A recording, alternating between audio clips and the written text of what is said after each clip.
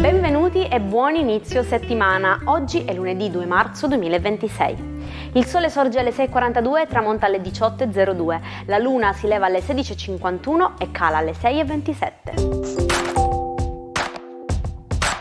Oggi la Chiesa celebra San Prospero.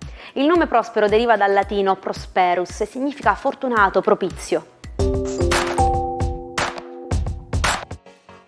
Oggi è la giornata del design italiano nel mondo. Istituita nel 2017, rappresenta un'opportunità per le nostre aziende per dimostrare l'eccellenza e la qualità dei prodotti e dei brand italiani, celebrando così il genio creativo che ci rende famosi a livello internazionale.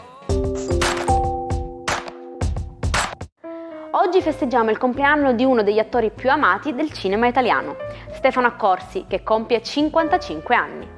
Dallo storico spot dei gelati che lo lanciò ha costruito una carriera straordinaria vincendo il David di Donatello per Veloce come il vento. Celebriamo anche il compleanno di un altro attore di successo, Daniel Craig, che festeggia 58 anni. Il britannico, celebre per aver interpretato l'agente 007 in 5 pellicole da Casino Royale a No Time to Die, ha saputo rinnovare il mito di James Bond con uno stile moderno ed intenso. Buon 49esimo compleanno anche a Chris Martin, il leader dei Coldplay. Fondatore della band nel 1996, Martin ha venduto oltre 100 milioni di dischi. Laureato in greco e latino, continua ad essere una delle figure più influenti e carismatiche della musica mondiale. King Kong, film che ha rivoluzionato gli effetti speciali, debuttò proprio il 2 marzo 1933 nelle sale. La storia del gigantesco gorilla innamorato della bella Anne, culminata con l'iconica scalata dell'Empire State Building, è considerata uno dei capolavori assoluti della storia del cinema statunitense. Il 2 marzo 1896 il fisico Antoine-Henri Becquerel fece una scoperta sensazionale. Studiando i sali di uranio, notò che delle lastre fotografiche tenute al buio si erano annerite. Il minerale quindi emetteva delle radiazioni capaci di attraversare la carta. Era nata così la radioattività, una scoperta che avrebbe cambiato per sempre la scienza e la medicina.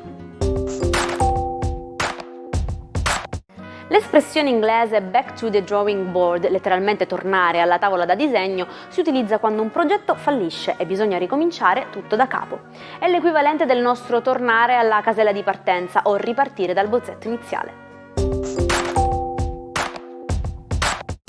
Oggi ricordiamo un artista geniale, Lou Reed, il fondatore del Velvet Underground. Fu un innovatore crudo e poetico del rock. Segnato da un'adolescenza difficile e da terapie intensive come l'elettroshock, trovò nella musica la sua ribellione. Cantò gli angoli più bui della società con uno stile inconfondibile.